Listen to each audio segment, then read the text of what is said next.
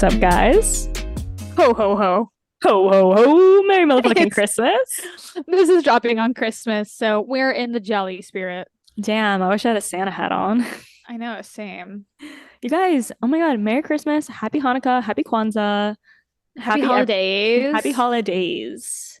You might be listening to this after Christmas as well, Yeah, in which case, perfect. Happy New Year. Still happy Merry Christmas.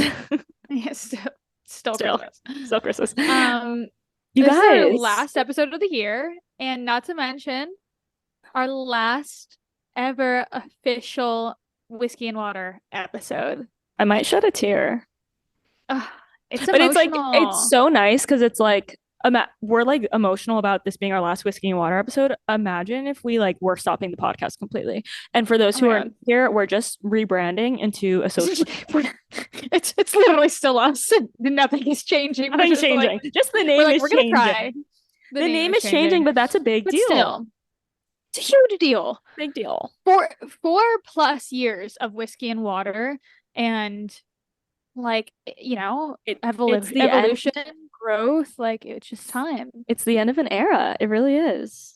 Yeah. My Crazy. God. Crazy. So I crazy. remember like I remember. But I really do remember like sitting down for the first time, trying to like record an episode, not knowing what the fuck we were doing, being so excited to listen to the first episode. Like I was like, oh my God, it's gonna be a dream when I can like put this our podcast on in the car and listen to it. And like now I haven't listened to an episode of ours in like 3 years. I I don't know if I've ever listened to a full episode of ours. It's funny You because can't listen to yourself talk. you really can't. When Laura, our friend Laura, reposted the last episode, and it made me think like, oh, she said it was funny. I should listen. I So, can't listen so I've like because I'll kill wanted to myself. listen to an episode of ours, but I just haven't gone around to it. Because I'm like, what am I gonna learn from our own episode? Probably a lot, TBH. I should go back Maybe because we I feel like should. I've regressed. Maybe we should. Okay. Anyways, brothers, this is like we said, last episode of the title Whiskey and Water, last episode of the season, and last episode of the year. As always, without even trying, timing is always divinely aligned. We did not plan for this to be the last of all those things, but here we are. Our guest for today is also so aligned. It is one of our very good, close, beautiful friends, Taymir, and she came into our life about actually fun fact. Taymir was helping me plan. I had reached out to her right after she started her business, and don't look at me, close the door. You're not allowed. She's standing next to Olivia. Yeah, she's like looking at me like drinking water. I'm like, stop. Right after she launched her event business, I don't know why. We had followed each other on socials for a few years. It was kind of just like she was cute and pretty. And so I followed her, and then she followed me back, and we were just whatever, Instagram friends. And then I saw she started her business, and I had reached out to her to help me plan my engagement party. So that was about 3 years ago now. We never did the engagement party because of COVID, but what we gained out of it, between Jess and I, and now also so many of our other friends, was a beautiful friendship that has really like made such a positive impact on our life the last few years. And Tay is just like one of those people who being around her makes you a better person. So super thankful for her friendship and just her addition to our lives. It's been so nice. And we've been wanting to get her on the podcast to talk about, her career as an event planner. And But she's a she, busy girl. she's a busy girl, and so are we. But Booked and busy. we finally made it happen. But she works with the biggest of the big brands: Chanel, Louis Vuitton, Dior. Dior. She is spearheading events for Opali in Miami right now. So we kind of get into that and how she landed all these gigs. And yeah, Well, actually, she's not even spearheading event. She's the nationwide event planner now, isn't oh she? yeah, in the Yeah. US. Yeah, In the US. yes, Yeah. because it's a So, UK based brand. And yeah. she's absolutely slaying it. I'm sure you guys have seen Jess and I have been more involved with the brand lately because Tay, and it all aligns very well. So super fun. We have a great conversation. We talk a lot about like, claiming your highest self and showing up as her. And I think it's just really inspirational for anyone who kind of needs that pep talk right now in their life, especially going into the new year. I think this is like a perfect Perfect episode. perfect episode to go into 2024.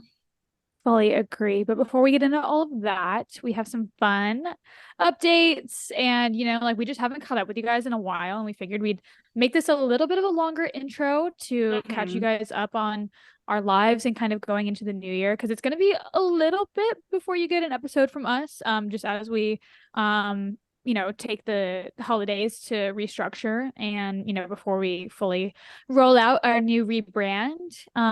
So I don't know when we'll release another episode. It'll be in January, but probably late January. So probably take about a month off just to give you guys a heads up. But so much fun stuff is happening.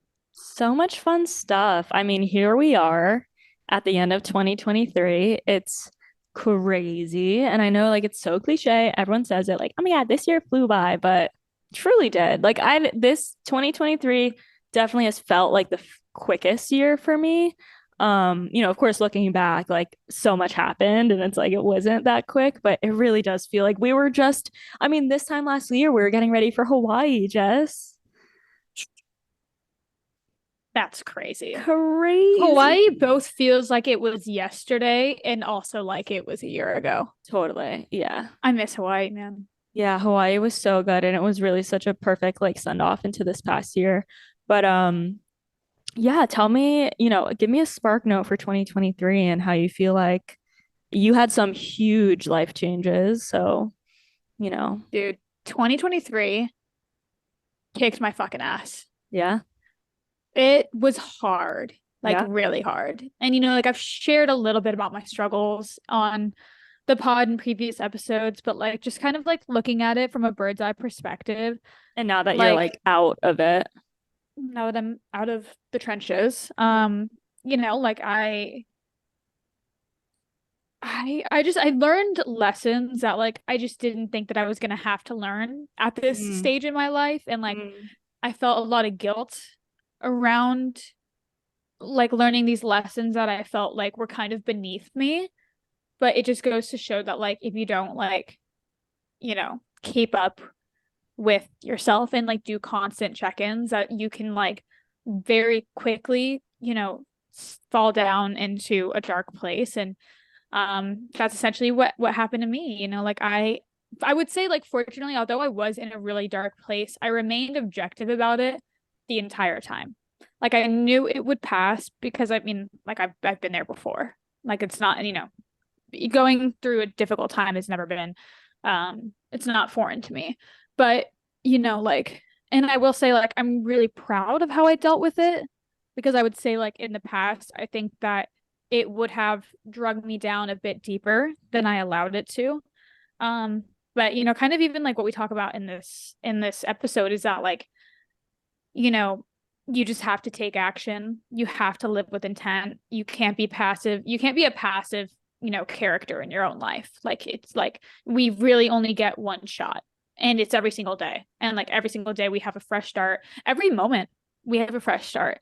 Like every moment we have the opportunity to decide who we want to be and who we want to show up as.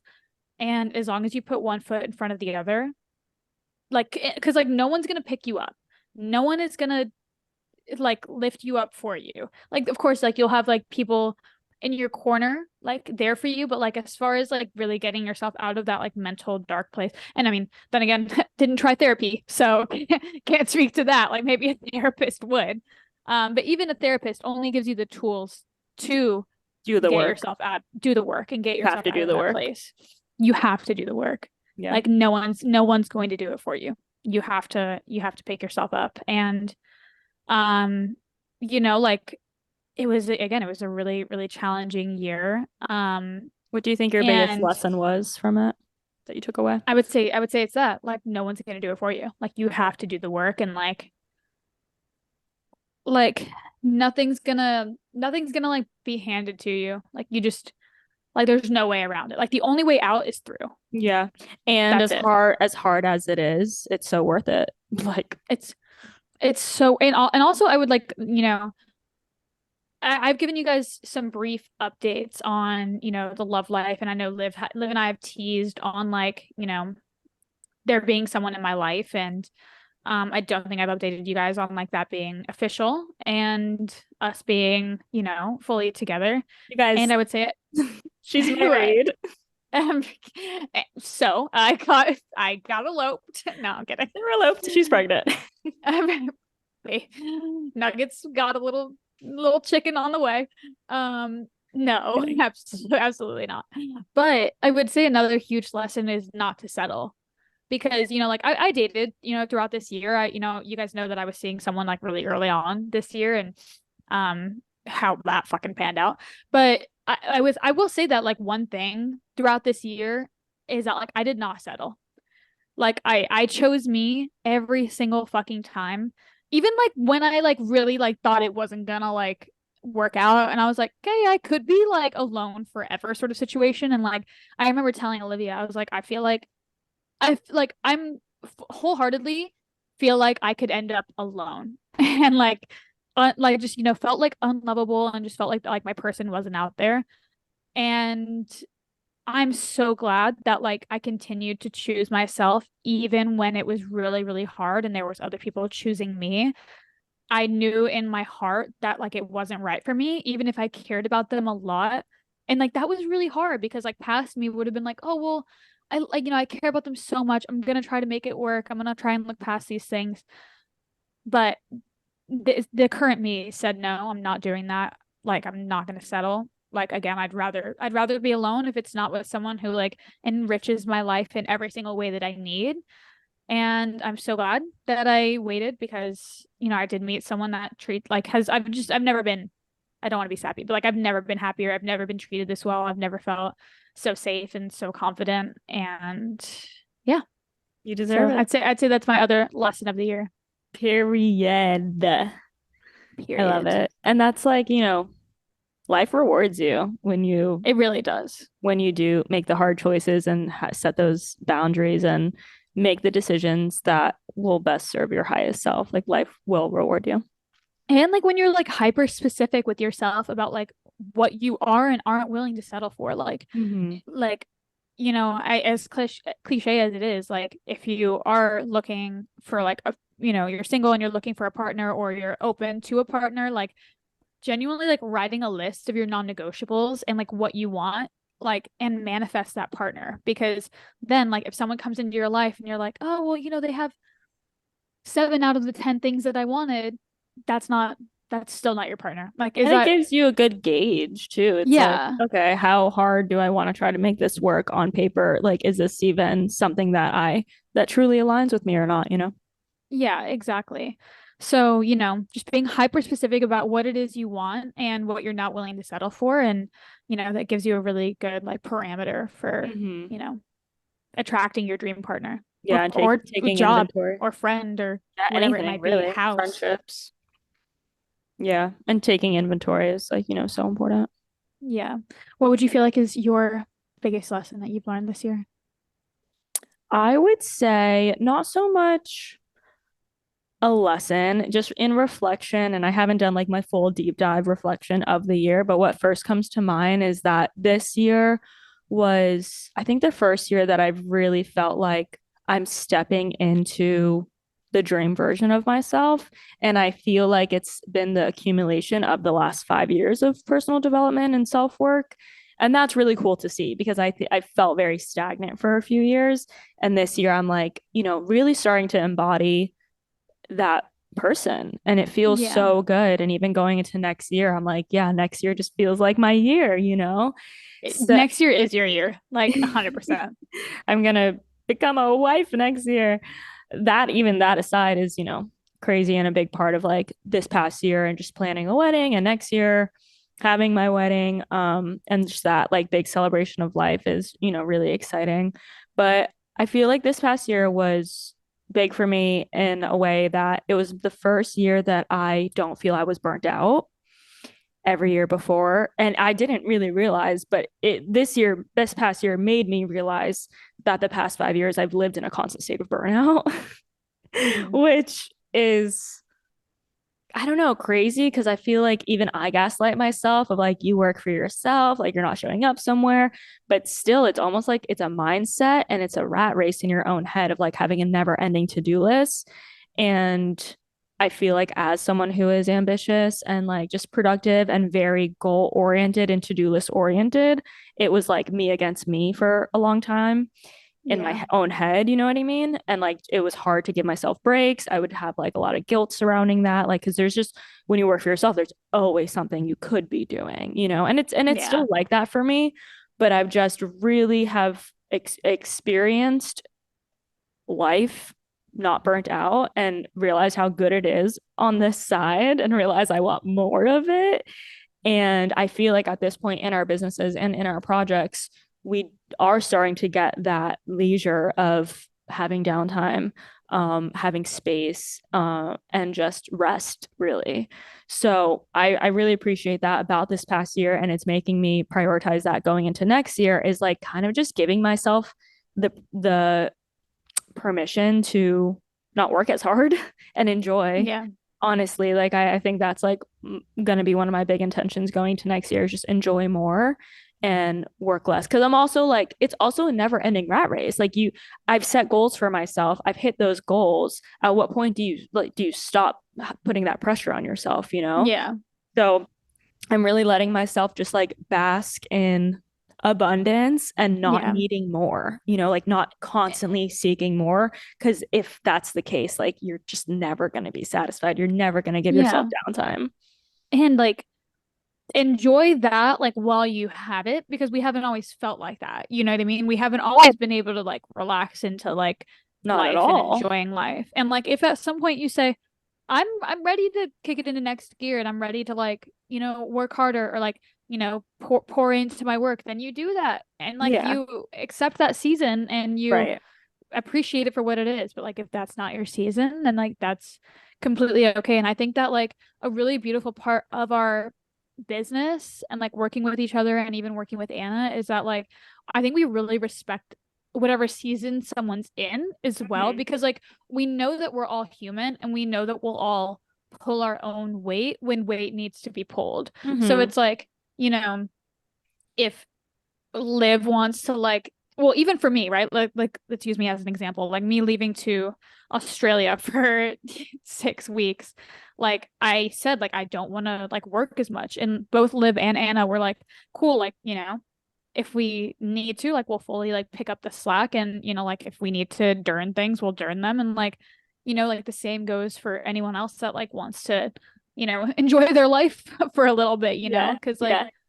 and I feel like this year is really like a line for you in enjoying your life, obviously, because like we have the bachelorette, and then we have the wedding, and then you just enjoying like being married and like because we're never gonna have this season of our lives back either, like you specifically, like and so just wanting to like really take it all in and be as present as possible, like Totally. is what you is exactly like that is your job. Yeah. Yeah. Totally. I'm getting emotional, but yeah, I just feel so much gratitude and just trying to soak it all up, like this chapter, especially like and I had a realization the other day. I was getting a massage and I was thinking like, you know, how we'll journal sometimes, like what's your 5 year plan, what's your 5 year goals, your 10 year goals, whatever it is. And it's like I've been living this very intentional life for a little over 5 years now. So I just like reflected back to 2018 me and how I could probably find a journal prompt where it was like, who do you want to be in the next 5 years? And I just had this realization of like, I am that person. I am the person today who I wanted to be 5 years ago. And like, that is 100%. so special and important. Like, the way I show up in life and work and friendships and, my relationship and family. I'm crying. I've Oh, also been so emotional lately. it's the pregnancy. No, shut up. I'm I'm not kidding. pregnant. But yeah, I think I'm just really feeling so much gratitude in this chapter of my life. And I'm giving myself permission to feel that gratitude. Whereas before, I feel like I would have like guilt about it. But Yeah. yeah, I love that. And I love that for you. And honestly, you deserve it. Like you deserve to bask in who you are because like you've built her, like you've put in the work, like you've shown up for yourself every single day. And not only that, but like you've shown up for others and you've shown up in your relationship, you've shown up in our businesses and like you deserve to bask in that and enjoy that. And I'm so excited for like this next like these next few months and like just how fun life is going to be. And Yeah. like just a season that like we've waited for so long for. Yeah. I think we really Like worked our we've asses dreamt off. about these moments. Like, Yeah.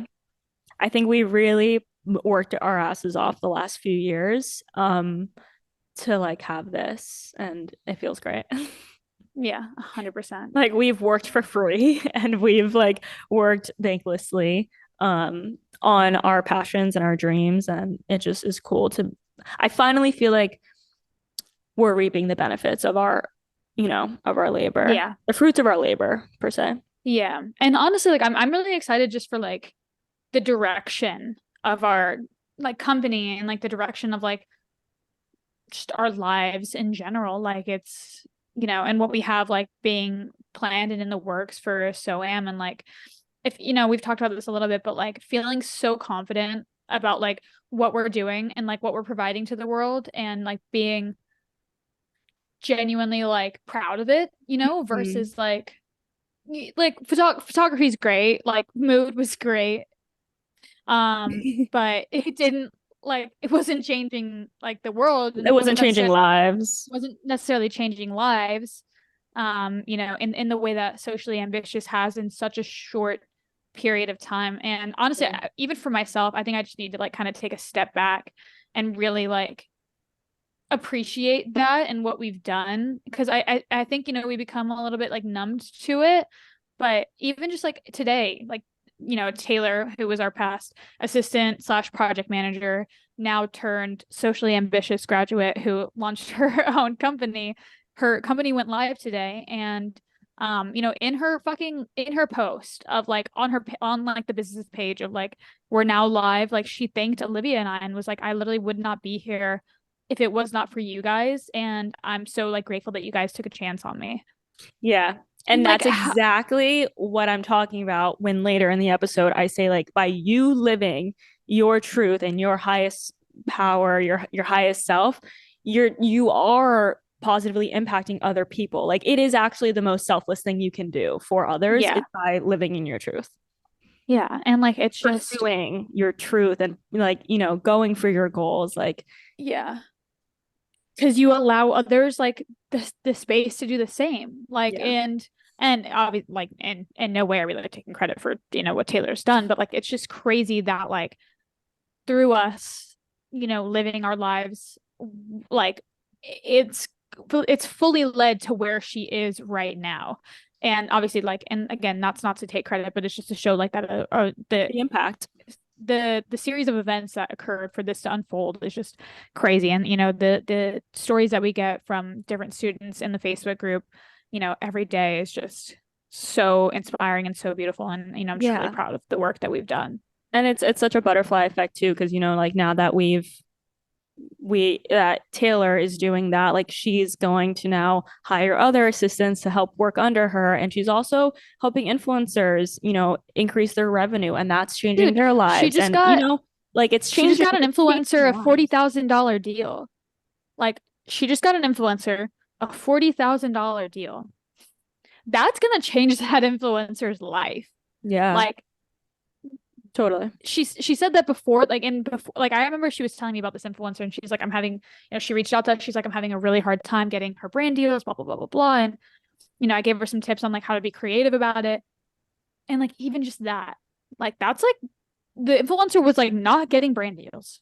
Went from like struggling to pay Taylor to locking in a $40,000 brand deal. Like even like the ripple effect of shit like that Mm-hmm. is just like it bequeaths me. I don't know if that's the right word, but like it blows my mind. Yeah, no, it's crazy, and I'm just super excited for, the progress of Socially Ambitious. And I'm so excited to like have graduates on with you guys because I feel like so much of it is just like, we're talking about graduates, we're talking about our 250 plus students, which we just hit, which is so exciting.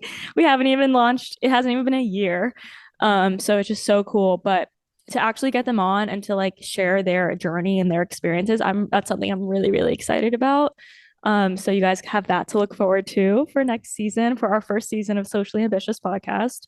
Um, but yeah, just and also a little bit of an update, and also kind of just like sharing a lesson versus a loss. With Mood, the agency, Jess and I have kind of come to terms with pretty much wrapping it up, calling it a day on I Mood, think that and we like the last update we told you was that we were gonna like only do just do content content creation, creation.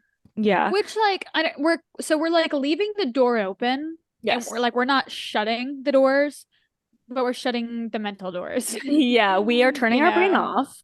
We're so proud of everything we did with Mood. It was a great run, and it just what feels most aligned for us right now is to not continue in the same capacity that we have in the past 3 years. And I'm so it's a decision that feels so good to both of us Mhm. because I think we really underestimated the amount of work it takes to manage a team. I think that for me was the biggest bandwidth commitment. So between that and just, trying to navigate client expectations, it was hard on us and honestly not something we're totally enjoying doing. And I think that is such a testament to, making decisions that align with what you enjoy doing and what you don't enjoy doing. And this, wasn't like, easy for Jess and I to make this decision. It actually was pretty, I think, not overdue because we're in divine alignment always, but it took a while for us to sit down and have that conversation of like, dude, are you having fun? Are you having fun? The answer was no. We're like, what are we doing? Let's stop. So it's so important to have those check-ins with yourself because sometimes you do get so caught up in just making it happen or making it successful or making sure that it's profitable or whatever it may be. Take a step back, like routinely take the step back and take inventory of are we having fun? Are we enjoying doing this? Is this worth our time and effort? Especially as an entrepreneur, it's so, so important to take those moments. Because if not, 5 years could pass and you could be like, fuck, I feel like I kind of wasted those 5 years, you know? Yeah, and also like just like attracting like what you want, right? Like you Yeah. can't keep like doing like these things on like autopilot, right? Like we were taking these campaigns and doing the social media management, blah blah. And we're like, dude, yeah, we like literally don't even like doing this. Yeah. And it's funny because like as soon as literally the day or the week that we made that decision, we got two emails from like big clients of ours, which like that actually like excited us. Like clients that like we enjoy working with and enjoy doing. And so like it just even goes to show that when you like take a step back and are like, oh, I don't even feel like doing that, like that people that are in more alignment with you will come into your, into your Sphere. into your sphere. Yes. Yeah. And like you're attracting more of like what you want and what's aligned Mm-hmm. with you. Yeah. So we are, like we said, we're keeping the door open, just in a different capacity. We're pretty much going to do campaigns like in projects on a one-off basis and kind of decide like at the time of getting interest, like if we want to take it on or not. Jess will handle photography. I will handle video campaigns and kind of just like, do our own thing and see how it goes. But Yeah. it makes sense. It feels aligned. It's definitely a big relief. Like I feel great going into the new year without that kind of like weighing on our shoulders. So, and we're not seeing it. We could, and transparently, we could see this as a loss. Yeah. Jess and I have not really made money from the agency in full transparency. Yeah. So, and in full trans, like we've pretty much been working for free the last 3 years. And, granted, we were paying an entire team. Like that's great. That's a W, right? But at the end of the day, if we're also not benefiting it from it financially or emotionally or spiritually, or creatively, then, why are we still doing it? So I think that's super important. And not to say that you can't work for free for a certain amount of time for like a dream or something that you're pursuing, but as at a certain point, it needs to be worth your time and effort in some For capacity. It sure. doesn't have to be financially, like we don't like the podcast is still a passion project for us, but because we get so much fulfillment from it, it's worth it. So Yeah. it's just And a we reminder for you guys, like it shit happens and sometimes you got to pivot and sometimes no losses, just lessons.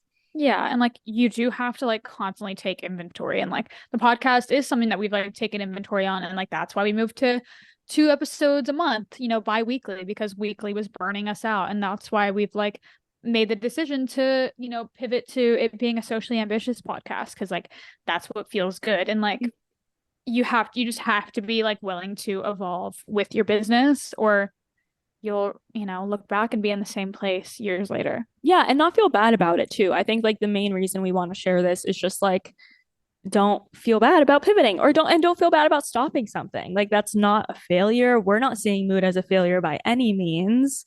It's just the end of an era. It's the end of a chapter. Life is ever changing and it's perfectly normal and like acceptable to just close a chapter and open a new one. You also have to make space for things that are more aligned.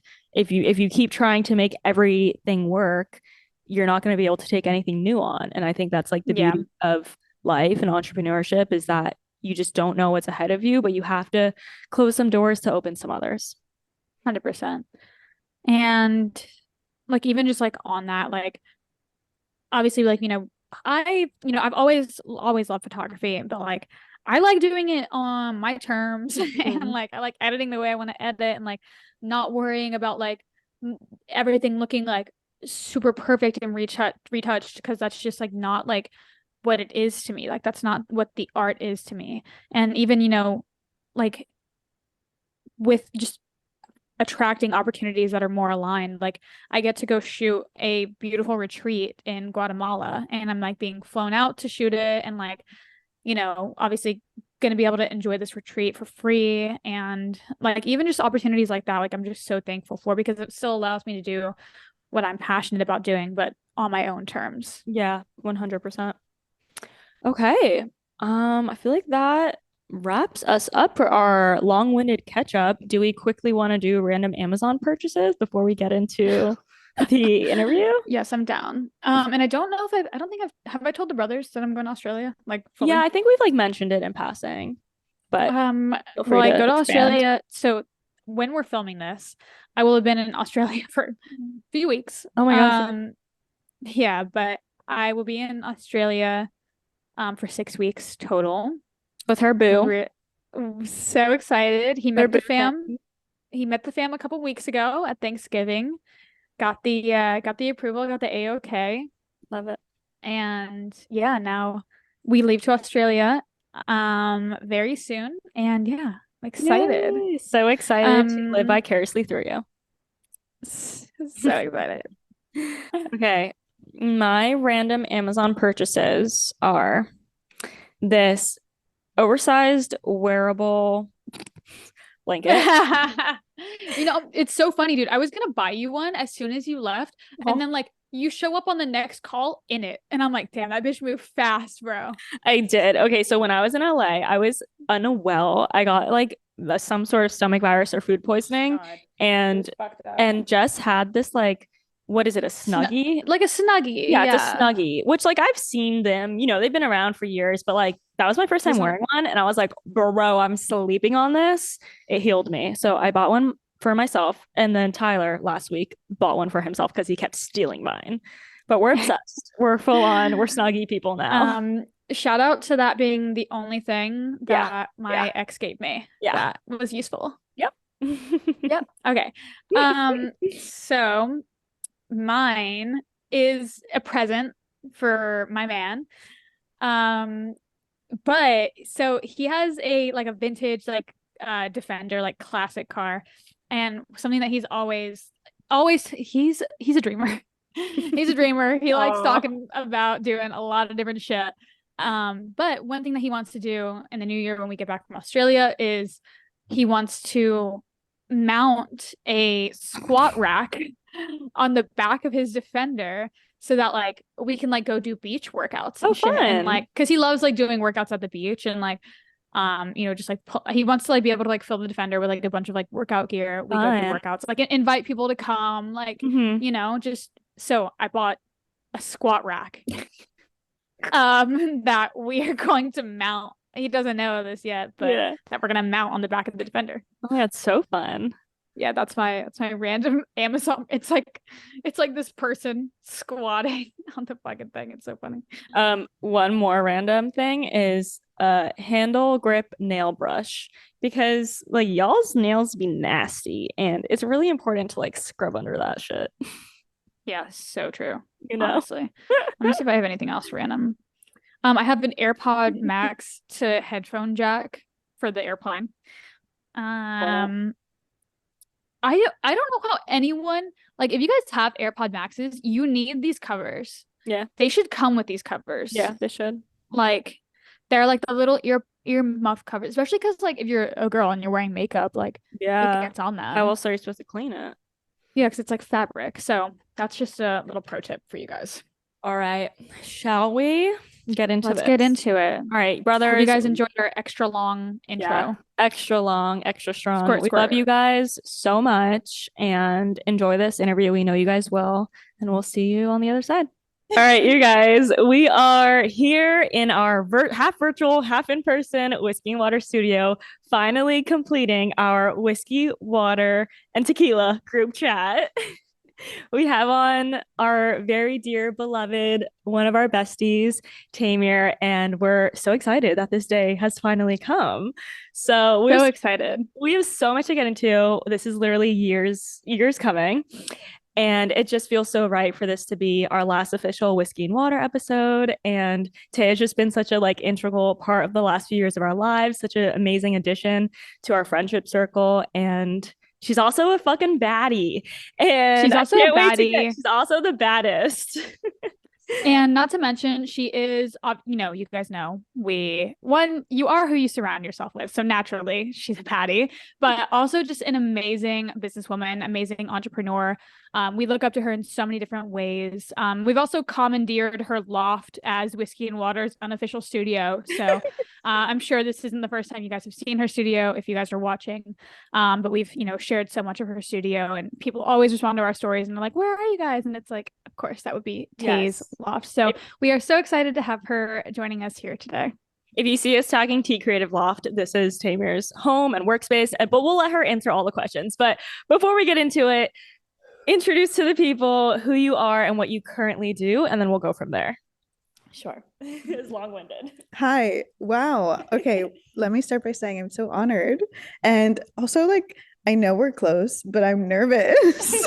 Like, I know this is just us talking, but I don't know. Like, I maybe just because we've talked about doing this for so long and the moment's finally here that it just, full It's a big circle. buildup. We've been edging you for years. Yeah. And I'm like, yeah, sure.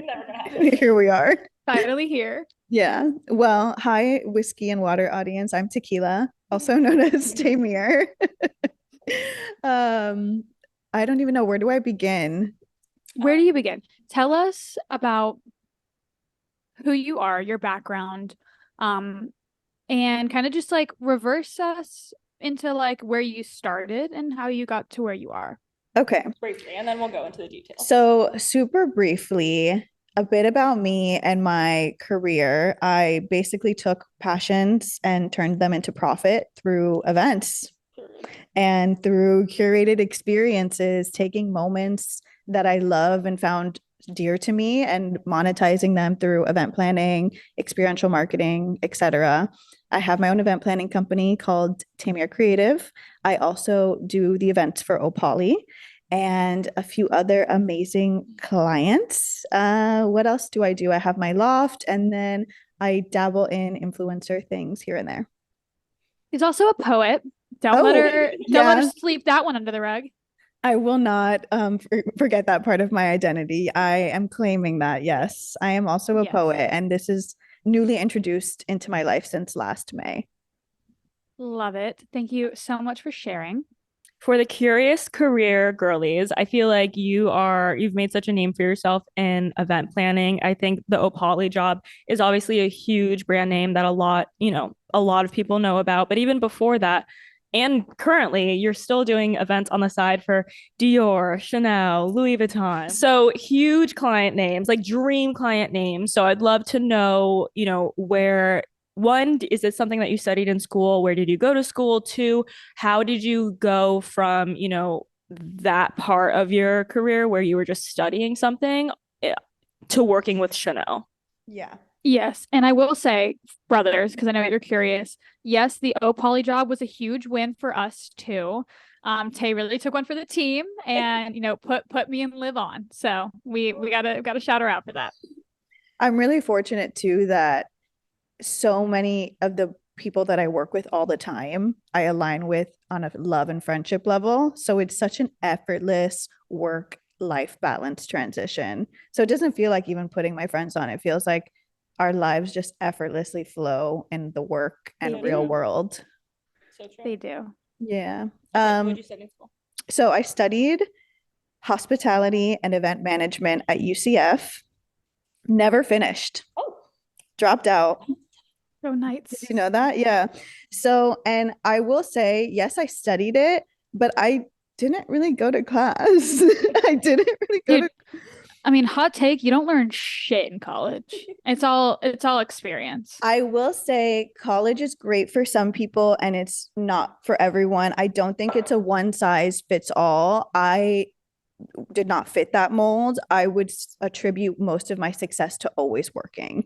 I've been working since I was 14 years old, not in events, but as soon as I went into event management as a major, I got a job in events. I started in weddings, very quickly shifted with an internship in corporate events.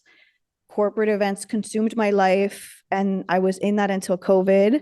That's when I segued, started my own agency through the encouragement of friends and family. And to segue and answer your question about like all these big name clients that everybody considers like dream clients, I attribute having the opportunity to even work with them through relationship building and how I said, even with us, how the work life flows effortlessly. So my first ever corporate events internship was with an amazing young woman. Her name's Gianna, and I was her intern. Nobody ever gave me a chance when I was an intern at this corporate place. They like kept me in the warehouse doing like nitty gritty, horrible work. Like intern biatch work. It was the worst. Like I was unpacking, loading it, like whatever. You have to learn everything, but it was the worst. And finally, this girl came in from New York. She was like this petite, amazing, badass event professional that I so looked up to. And she was helping me spray paint something for an event she was doing. And I'm like, hey, if you ever need any help, I'm the intern here and I would love to get more involved in the planning and logistics side of things and not just, the grunt work. And the next day, she put me on a huge project with her and like basically took me under her wing. Through her, her sister was the head of events at Christian Dior. Through her, I actually was talking about fashion and I must have mentioned Dior in passing. And that's when like the stars aligned for her. We actually were just talking about this week. This is so funny. And she's like, what's so crazy is my sister does events for Dior and they're coming down to Miami for Basel next week and they're hiring freelancers. Maybe you can help. And her sister contracted me to just help do grunt work. And through that one relationship, through Gianna and Nicole and this amazing sisterhood and just like event professionalism, it kind of just like segued. And I've been working with them ever since. Since then, Nicole has started her own agency. Shout out Colette Events. We work super closely together and basically will contract me for all of those bigger clients she has. And so it really is who you know and relationship building, working hard, being nice, and yeah, everyone you meet matters. So true. And yeah. And I think that's so beautiful because, and there's so much I want to unpack here, but even just kind of starting off at the beginning, like that first conversation of you being like, hey, if there's any opportunity, like I'm here, I'm ready, I'm available. Like one, that's you showing up for yourself and also showing the universe that like you're ready for more, you want to take on more, and like you're willing to put in the work to do that. And then like things aligning for you because, that could have been a conversation with someone that didn't have opportunities or, didn't want to put you on. But like, obviously, like you guys were meant to have that conversation and meant to be in that spot. And then kind of the evolution of that to you really working closely with Nicole and Colette Events. I think that a lot of people could have seen you as competition at this stage in your business and in your entrepreneur journey. But I think it just goes to show like that there's room at the table for everyone. And like, it's so beautiful that you guys are able to like tap into your strengths and also uplift each other, and look at how much of a beautiful relationship it is. And it's like enriched your businesses so much because of it. So much. And I want to expand on the word competition, because when Nicole was originally looking to start her business, I went to her immediately and was like, one, I love you. Two, I support you. Three, I want you to know we are never in competition and we are always in collaboration. I want to work with you, not against you. There is enough business for everyone. We are stronger together. I respect you. I admire you. What can I do to help you take off? Because, I had my agency prior to her starting hers, but that wasn't like I wasn't like worried. I was just like, wow, this is amazing. I'm so excited for her. And how can we work together and build off of our existing relationship? And I think that taking that initiative of reaching out goes so, so far, because I think a lot of people can be like, oh, they know we're not competition, or like, oh, like we're fine. But like, you never know what narrative someone's playing up in their own head and what they're going through. So I think that reaching out and like really just like setting the tone for what the relationship is going to be and can be is like so, so important. And Olivia and I have had, a lot of relationships similar to that, where maybe we didn't initially reach out and do that. And I think that that's such a good lesson for anyone that's like launching their own business, and maybe your friend or like, your cousin has a similar business and you're like, oh, I don't want to step on anyone's toes. It's like, you don't have to. You can, you can choose to set the tone for what that's going to look like. 100%. And like we can say after experience and looking back, like there's people who you would consider direct competition with even Mood the agency, and we've never seen it like that. We've always supported each other as agencies, and then we just did a huge project with like someone who would be competition, but we did a collaboration with a client and we literally worked together on it. So it's just like it's so true. You can see it as competition or you can see it as collaboration, and there's so much to learn from both sides, and it just makes for a better, like you said, there's so much abundance, there's so much out there. Like we're not short of anything. If you are seeing something as competition, check your mindset, because you're probably operating from a scarcity mindset, and and that's you're never gonna reap the benefits from that. I want to touch on how you're just someone who like shoots your shot, which I like admire and respect so much, because not only with, Nicole, was it? You shot your shot with her, but it reminded me of the Opali situation and how you landed that job and how you literally shoot your shot and got yourself the job. Like it didn't come knocking on your door and you're like, oh, this seems cool, I'll do it. It's like you went out there, you made it happen. So I'd love to have you just speak a little bit about that. Maybe like one, what gives you the confidence? I don't know, delusion. But like one, what advice could you give to someone who like wants to be more of that person who is able to shoot their shot? And then two, let's talk a little bit about how the Opali situation happened as well. For sure. Okay. So shoot your shot 101. Shoot your shot. It's like, how dare you? But no, really, how dare you? Shoot your shot 101. I'm sure everyone has seen or heard this quote, but it's like, what is it? Visualize your highest self, then show up as her. So since I was younger, I saw that quote like on a banner in New York City on Tumblr. I always reference Tumblr because, dude, it's the mood board of my life. Yeah. So I saw that quote, and since a very young age, I've always been like visualizing my highest self. And I put myself in situations where I'm like, would my highest self do that? How would my highest self handle this? Yeah. How would the version that I want to be take on this opportunity?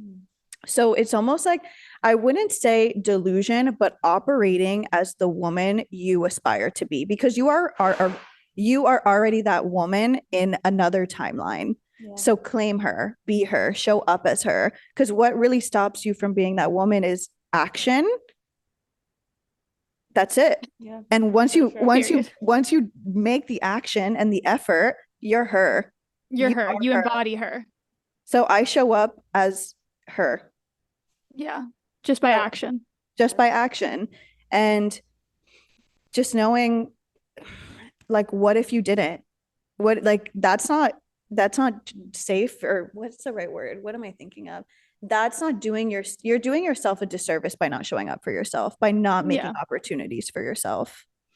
So, yeah, I wouldn't say delusion, but I would say claim, Claiming. claim and action, and just not thinking that you're not good enough for anything, because you are. You deserve everything that you desire. And I think that at the root of this, right, like breaking it down, I think it stems from self-love. Like I think For that you sure. have to love you, and also you have to love past you have to love future you, and you have to like love yourself enough to like love your future self and like make actions now that benefit her in the future. You know what I mean? Because like you can make actions now that sharing one mic over there. You No, can make actions now that like seem like you know that are much more passive, and like they might feel like an okay action, but you're really like you're doing that disservice to the future self. and that's where spirituality, hope, higher purpose, power really comes into play, because without hope and like believing in more, what is there? There's nothing. There's no desire, there's no ambition. Like, what drives you? So I think spirituality has a lot to do with it. Yeah, I would agree. And like the alternative just is playing it safe, which we see happen time and time again. I feel like it's such a big reason we even started the podcast was to just tell people that like you can claim whatever you want to claim. You can show up as your best dream version of you like whenever you want. It just takes action and then stepping into that mindset of like you're fully capable. And for me, like I feel like I get inspiration from seeing other people do it. Like it almost gives me permission to like About that last week with running. yes, yes. And it's so true because it's like and also the more you step into your higher power, the more you influence and empower other people to do it as well. Like and it's true. I see it in everyday The life. vibe, I mean, literally vibration is infectious. Like, like whether you want to or not, like if you're around someone who's like low energy, low vibration, like unless you have like the strongest shield up, like it will, affect your energy. And if you're around someone, on the other side of the coin that's like super high energy, super high vibration, you just notice that being in their presence, you feel better and you feel at a higher 100 vibration. 100%. And even watching someone else go for it gives you the confidence to go for it. You know what I mean? Like I think Yeah. that's huge. So it's like because sometimes I feel like almost like everything I do is like not selfish, but it's all, for myself. But I forget that in a lot of ways, me living out my highest self is like really a ripple effect on so many other people. And that's contributing to like, your contribution to society as well. You know what I mean? Okay, let's talk about Opali. I would love for you to just explain the story of how you landed that and what that has been like planning their events for the last 6 months or so. Like New York Fashion Week, like so much. And I feel like you you have so much cool shit going on literally every week that it almost like doesn't sink in. And I feel like you really should take more time to like sit and just acknowledge because it's true. Like when you're in the middle of planning all these things, it's like you're just trying to focus on getting it done. And it's like this thing to the next thing to the next thing. But like you've done so much cool shit. And I want you to just take a moment and like validate that. And yeah, just talk a little bit about that, especially for the girl. I feel like you're such a good role model for girls who want to get into this field. So, any insight you could give to them as well. You guys are so nice. Like we should do this every day. my, my heart is so full. Okay, so going back to Opali and landing the job, it really goes back to people.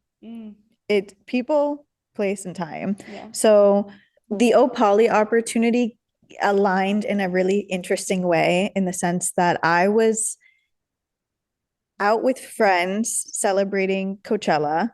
Does one celebrate Coachella? Attending Coachella. Attending. I was actually with Jalissa, and she was invited to an Opali event. And she brought me as her plus one. We were getting our makeup done. We were enjoying. And there was the whole team very busy. I actually it's so funny now that I know everybody, like thinking back to that day, because who would have thought? Right. I've been freelance for 3 years, and if you told me I was gonna start working with someone again, I'd say no way. So it's funny to think about. But I ended up connecting with the CEO at Coachella and just talking about Miami. And he had mentioned wanting to create a pop-up there or potentially doing something. And, being from there and being in events, I just start spewing ideas as a creative that I am. I'm like, if I was going to do it, I would do this location. I would partner with this local bakery. I would do like this activation. And it's like, wow, it sounds like you're in events. I'm like, so crazy. I am.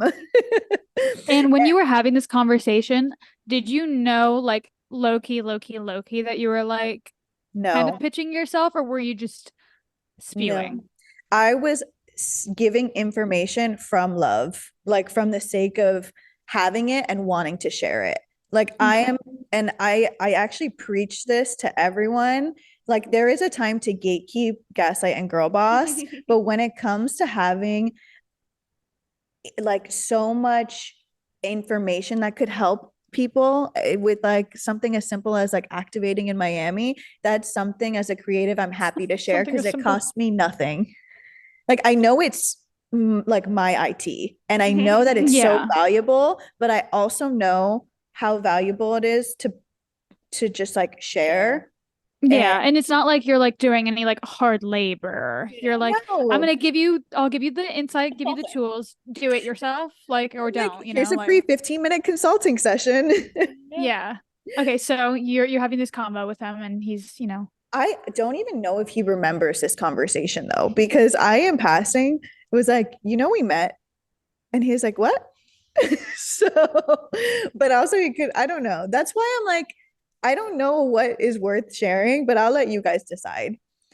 Because, anyways, so then a few weeks later, after Coachella, I'm seeing DMs come in from like an account that is claiming to be Opoly HR. And they're like, hey, we want to meet with you. And I'm getting LinkedIn messages. And I'm like, this is like not real. And then I get a text from Jalissa, who I went to the event with. And she basically was like, hey, would you be interested in doing this? And I was like, yeah, I would be actually. I'm interested in wait, having so the conversation. Jalissa asked you? Jalissa, so I think what happened was there was an overarching conversation, like maybe the CEO had asked, "Do you know anyone in Miami who's good for events?" Or and I really don't know. There's so many blanks that I can't fill. And I don't, it's almost like ignorance is bliss in some situations because I don't know if I want to know like everything all the time. So, long story short, it's all about who you know and making relationships and building them. And originally, when the opportunity presented itself, I was like, I'm a freelancer. I have my agency. If you want, you can contract me. I'm happy to do all your events through my business. And that didn't align with the brand, which makes sense. It's not really smart for a brand to do that. It makes sense for them to have someone in-house from like a financial perspective. So we negotiated something that was good enough for both of us. And also, I'm just so happy to be working with a brand like Opoly in like our town, our city. I was like, there's no way I can let them come to the city and do amazing events and not be a part of it in some capacity. So it was something I was willing to sacrifice for the greater good of my career and Of your city. of my 305 city. till I die. You're welcome, Miami. She's like, this is my charity donation. But also, not to mention, when you were in talks with them, like even I think before the interview process, she made this like badass proposal and like pitch deck with like all these. That's what I wanted you to touch on. All these crazy like creative concepts, like gave them so many ideas. And I Oh my was God, like, I remember wow. you making that on my couch. You're right. You're right. Okay. So you have to tell me these things because I forget. Okay. Okay. So if I hadn't done this, the role wouldn't have been mine. What Olivia is referring to is it was during the summer was the interview process and it had gone silent. So I was like, the opportunity has passed, and that was okay. I was like, it's not meant for me. And I saw that they released a collection that was very romantic. Like it just inspired me the second I saw the collection on their Instagram. I took screenshots of the collection really quickly, put a deck together with the venue Vizcaya because I was like, this would be stunning for a garden party. Like gives European summer. And so I really quickly was like, hey, I just saw you guys launch this collection. And I was giving this information out of like creative abundance, like I like to see creative things come to life in any capacity. So I'm like, with this collection, this venue is perfect. Here's a deck with visuals really quick. And it aligned with the brand. They're like, wow. And that's how I got the job. You're right. That's so funny. How did I not remember that? How did I not remember you making that literally on my couch? I And think I like still have the Pinterest board. Let's see. being Adderalled out. And I think it speaks volumes to like again, it went silent and you could have just let it be, but like and you could have also seen that collection and then had the idea to give them the deck and then been like selfish with it and been like, oh no, but like I don't want to give them any free consulting.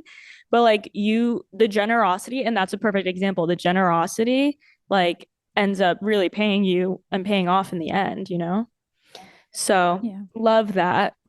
Big slay. And even it's funny because I remember during swim week is when you met the team for the first time.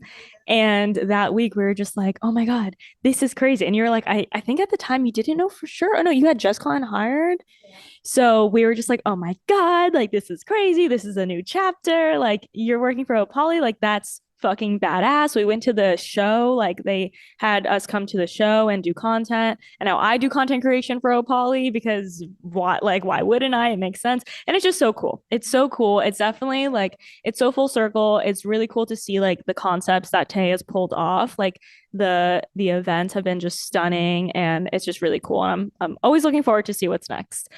Okay, we also asked some questions on Instagram. We put up a little story, so we're going to answer some of them now. Okay, the first one is how do you prevent burnout? You're always doing something in the highest regard. Don't be afraid to say no. And I'm still learning how to do this. It's something I practice every day, but and like I don't want to lie to you. I burn out.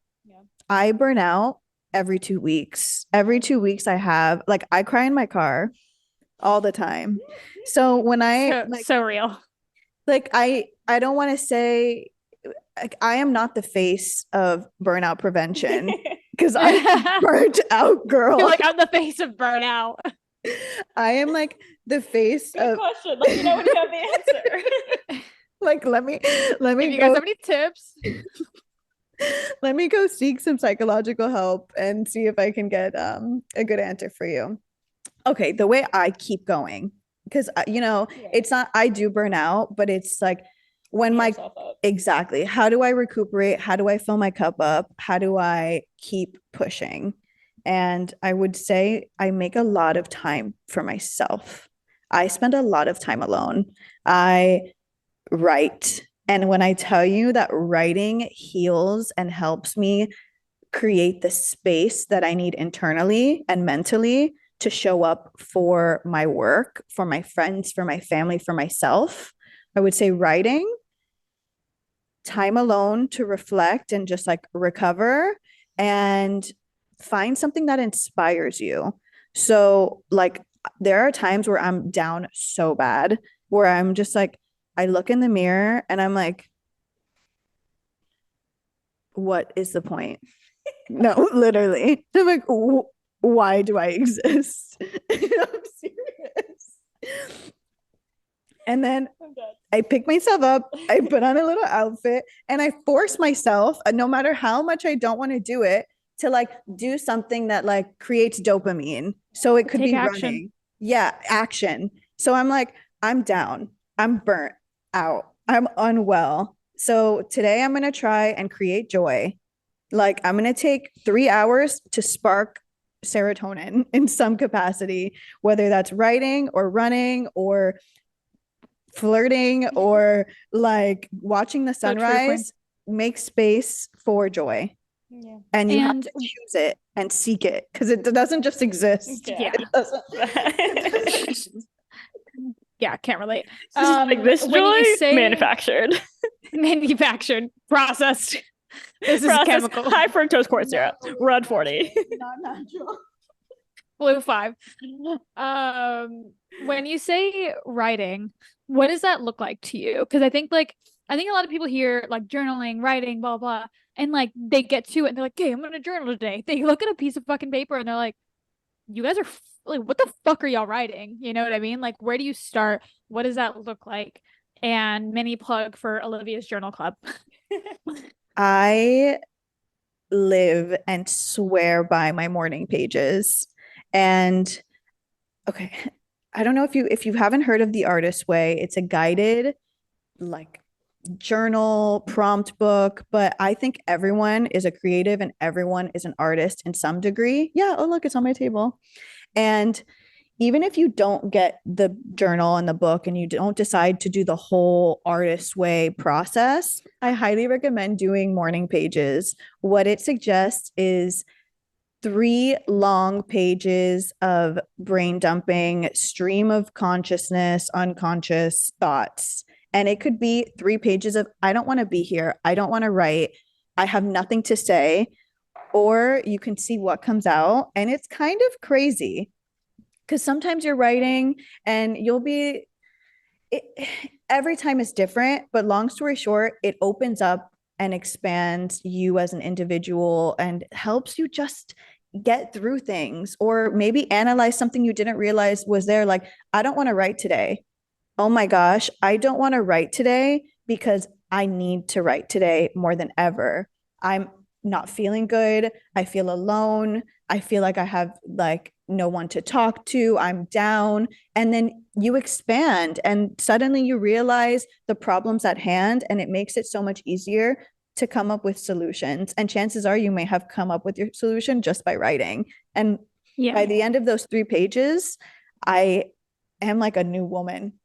Yeah. And also if you're a workaholic and or like, you know, you work for yourself, like typically the first thing that we do in the morning is check our phones, check our emails. Like, you know, Liv and I have said it a million times, like, you know, we're guilty of like waking up first thing, checking our emails, and then it sends us into fight or flight when like you get a bad email from a client or, you know, someone hasn't paid an invoice. Like that sets the tone for the rest of the day when I think that like journaling first thing in the morning and specifically the artist pages, because I've done them as well, like helped me create so much space and like really like align with myself and show up so much better in like my work and like my friends and in my relationships and like it's just so important, especially if you're like an anxious girly. It makes clarity. Yeah. I was just going to say that I feel like it gives one, it's almost like a form of therapy. Two, it gives you clarity on what's going on in your head because some like, I mean, think of it like visually, right? Like if you have shit like just like this in your head and you show up with a friend, like you can't even fully be present. If you show up to work, you're like not operating on 100% because you don't have clarity in your head. So I feel like the pages gives you an opportunity to like spit it all out, see it for what it is, and then like be like, okay, and you go through the rest of the day with like almost a clearer head. And also something I heard on another podcast was just like when you wake up and the first thing you do is tend to emails, text messages, you are giving energy. It's like, you know, you're in a responsive state. You're replying to other people versus starting your morning for you, like really holding your own energy, giving yourself, holding space for yourself. And I think that's super, super important to think about when you're considering a morning routine is like, are you giving energy or are you like keeping energy? Because that kind of sets the tone for your day too. You know what I mean? Like if you're giving yourself or if you're just holding it for yourself. It also helps remove emotion from work situations for me and from friendships. Like it helps me show up. So for example, if I'm going through something emotionally, it's really easy for me to let it affect my work, or if someone's messing with my mojo, for me to be like biased or easily flustered because of an emotion. Whereas if I write it down and I get it out and I work through it, I have that clarity and I'm like, this is work. This is emotion. I'm able to separate and just show up in ways that are undescribable and so powerful. Like writing in the morning like that is a superpower. And when I go to be creative and do like a journal prompt or writing that might be like inspiring or poetic, I'm able to now do that because I don't have the heaviness from everything else going on. Yeah, and I found that when I was doing my pages, like when the first thing that like would come to mind when I was like, because like, dude, it's a fuck ton. Like it's 3 long ass pages, and those go by so much slower than you like. I'll be like at the like mid second page, and I'm like, wow, I'm almost done. And then I'm like, fuck, I still have like I'm only halfway through. But I find that like what I tend to revert to when I don't have like, you know, I don't feel like writing or I have resistance is just returning to gratitude, which I feel like is never a loss. You know, like anytime that you can, you know, be grateful or, you know, express gratitude for like the things around you. Cause like if you run out of topics, you're just like, okay, what am I grateful for? And you just start listing off things around you. And like, you know, it at the very least, it brings you to a state of gratitude, which I always love. For sure. I can't wait to bring my pages to Australia. Yay! That's such a good thing for you to bring. And also I think like, you know, it's to remind ourselves This is not a always. morning pages ad. Yeah, literally. Use I think code it's Taymirs. yeah. Tay got it for dress, right? And then also got it for me. And I haven't started yet, but I'm excited to. And I've talked about it on the pod before. Yes. Yeah. When you're ready. Yeah. And Tay's been saying that. I'm like, I'm gonna start. She's like, don't rush. Like when you're ready to do it, you're gonna do it. And it's so true. And but even with my journal club, like even just starting the day, and that's like not as intense. Like it's just like prompts. Not that it's, you know, whatever. It's just not as like time consuming, if you will. But even that, I noticed such a difference in my day. I'm so much more intentional because when you set an intention for the day, the rest of your day is going to be intentional. You know what I mean? And if you don't, like you kind of just go through the day, knock off your to-do list, and then the day is over and you're like, oh, okay, well, at least I got stuff done. But like, you know, like for example, a prompt of mine is like, what are 3 things I want to feel today? Joy, love, and gratitude. And it's like throughout my day, I'm driving or I'm with a friend, and it's like, you know, you have to be like intentional about feeling those things or recognizing when you're feeling them, or else they'll pass. And then you kind of don't even take a second to appreciate it. Oh, but bringing back like to the gratitude, something that you can also think of is like, you know, that term that we love to say is I don't have to, I get to. So it's like, oh, I don't have to write my morning pages. I get to write my morning pages. And even that is such a privilege. I've at least written that like 10 times. That's so funny. It's, yeah, I mean, it's really the best. And in any situation, it's like, you know, I don't, if you're feeling resistance to things, it's like, okay, I don't have to, I get to. So many people don't have that. About the silliest things. Like silliest things. The other day, you know, like flying, you know, back to Miami, and I was like, fuck, I don't want to take this flight. What am I saying? What am I saying? Like, It's so true. I don't have to take this flight. I get to take this flight. Like, yeah. What are we like? We can just like be so unappreciative for like the life we're living. And like, I forget who it was recently. One of our friends was like, oh, it was Anna, you know, our business partner for Socially Ambitious. She was like, I fully believe that I live like one of the best, most insane lives out there. Like we're in like the top 1% of like quality of life and like just like in what we're able to do and how we're able to live. And like, I just don't feel like we like remind ourselves of that enough. Like not to go we're into rich. like, you know, yeah, I mean, we're rich in so many ways. Like, we watch the sunrise, we have sun, we spend time with family and people are friends. Losing each other. Like we are just so incredibly like blessed. So abundant, so blessed. Like, and I think that we forget that. And it's like, obviously, you know, we don't have, you know, can't like compare ourselves all the time, but you know, when we can take a minute and just remind ourselves, like we're literally living a dream life, people's dream life, our dream life, like our past selves' dream lives, you know, And I think the more gratitude we feel for that, because part of me feels like guilt in that, and I've shared this with you before. Like I feel guilty. I'm like, why do I get to live this life, but other people don't? And like it circles back to like when we show up as our highest selves, we truly do influence other people and change their lives for the better to live out their highest selves. Like even I can go down a rabbit hole, but we're basically the point and the moral of the story is just like you don't have to, you get to be grateful for every little thing that not everyone gets to experience. I want to wrap this back. Another question that Tay got was, what is your favorite part of the job? Which I feel like is such a fun question. And I'm just going to add on to that. What is your least favorite part of the job? Maybe that one first, and then we'll end with the fun. Okay. My least favorite part of the job is taxes. You're preaching to the damn choir. Taxes, Suck. I have not paid my accounting, taxes. If you're the IRS, this is a joke. That's definitely my least favorite. I'm a creative. I'm not like meant to do with like the numbers. I'm just a girl. No, I'm just a girl. And then my most favorite is when the event is happening, seeing everybody in it and enjoying it and experiencing it exactly as I envisioned. So like you can set the table, light the candles, spend so much money on musicians and bringing in flowers. None of it matters until you see it being experienced and enjoyed. So like seeing life in a room that you curated. The joy sparks the joy. So that like makes it all worth it. And then my second least favorite after taxes. Like now that we're on the topic, is cleaning up. I hate breaking down. So yeah, because once it's all over, I'm like, that was great. Bye everyone. Cleans it all up. No, actually, that's a really great point because you don't realize, like, I think people see events and it's like it's so glamorous and it is glamorous, but like you don't see the setup and the breakdown. Like Tay has opened my eyes to how much like physical labor and time goes into setting like production of an event. I just want to make it so clear. My job is not glamorous. I'm glamorous. I make it look beautiful and glamorous and chic. It is not that.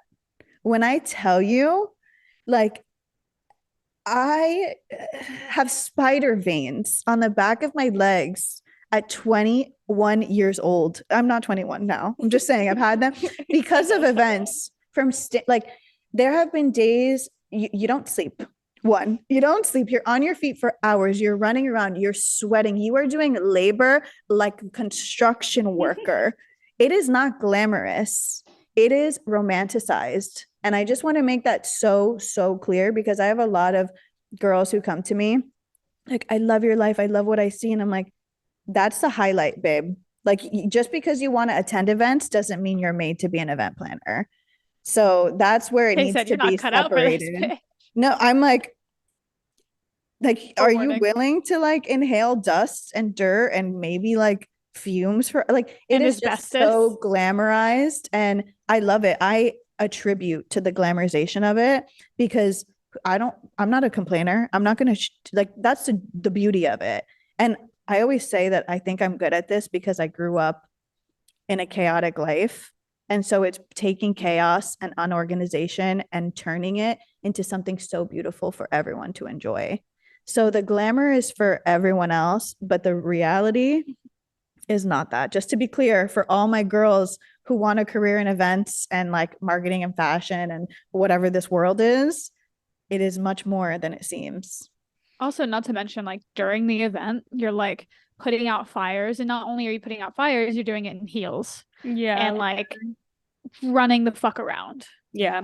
That leads me to a great question of like, what do you think it takes for someone to be cut out for this? Like, what are the characteristics that you would look for in someone who is looking into get into events? And like, yeah, I guess what if what do you think it takes? What do you think it takes? And because it does take a very certain type of person. It's not for everyone, just like influencing, like it's not for everyone. Like not everyone like wants to get in front of a camera every day and like talk about their life. It's just simply not, even if it is glamorized. So in your opinion, what do you think it takes for someone to be cut out for events? To be successful in this role, you need to be willing to get your hands dirty. You need to, I like to say, you need to be a back of house and front of house chameleon. So you need to be able to be in the back with the contractors, like getting down and dirty, figuring it out. Hopefully they've got it, but just in case. And then you also need to be polished, prim, and proper to be client facing and be perceived and well perceived for that luxury client. And then take your heels off, run to the back, take out the trash. Like Montana. like you need to be, no, literally.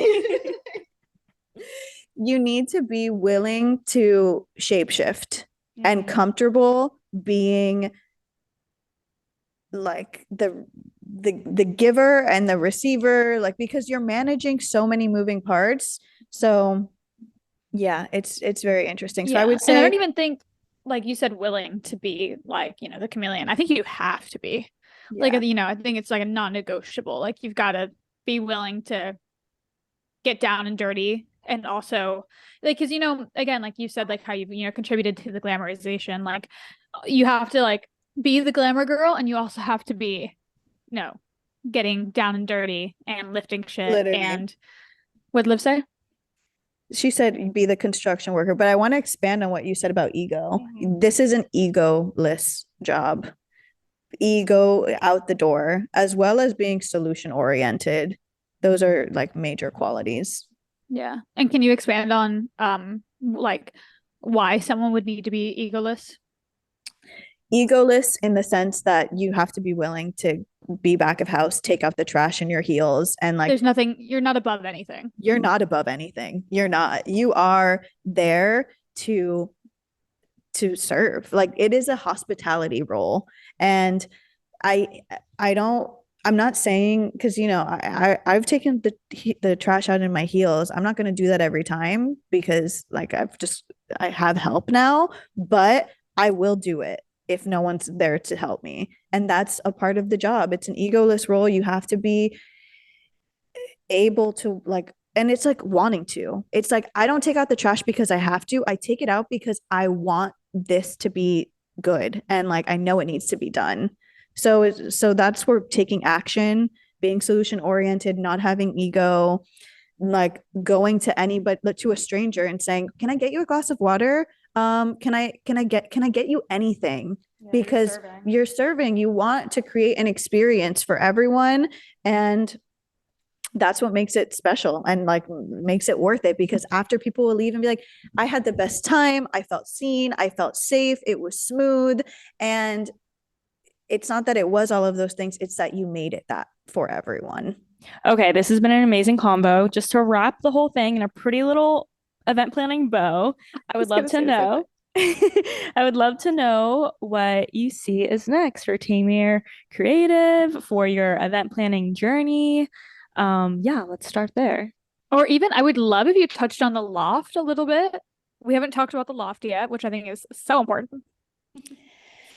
Okay, so I'll start with the loft because I feel like that, and then we'll end with the bigger one. So the loft is my baby, my pride and joy. I have curated this space to create. I felt a lack in my life of a safe space for me to create.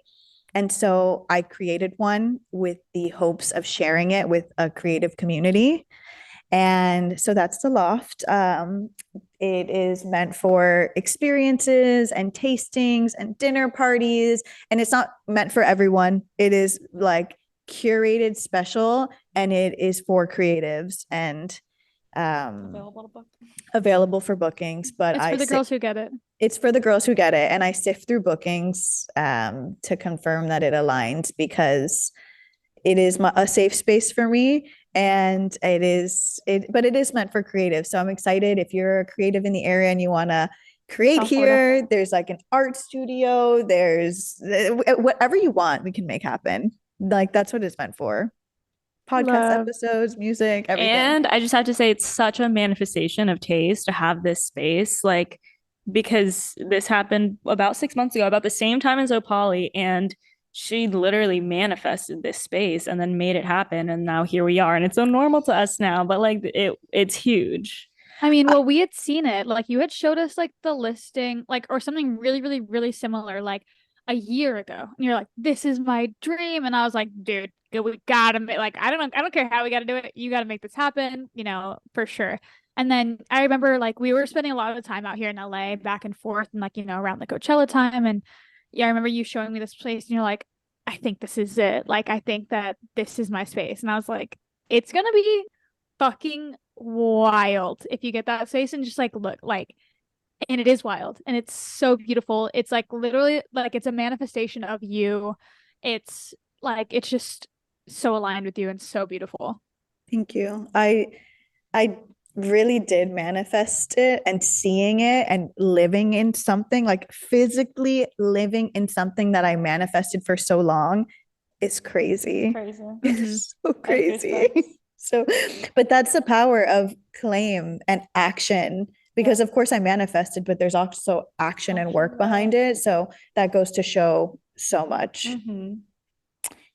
And then Future for Taymir Creative. what was the future? So I think the future of Taymir Creative holds hosting. I found that I do have this very special chameleon ability, in the sense that I am planning these crazy productions and events, but then I'm also in the event in the sense that I'm guiding attendees and I'm making them feel safe and comfortable.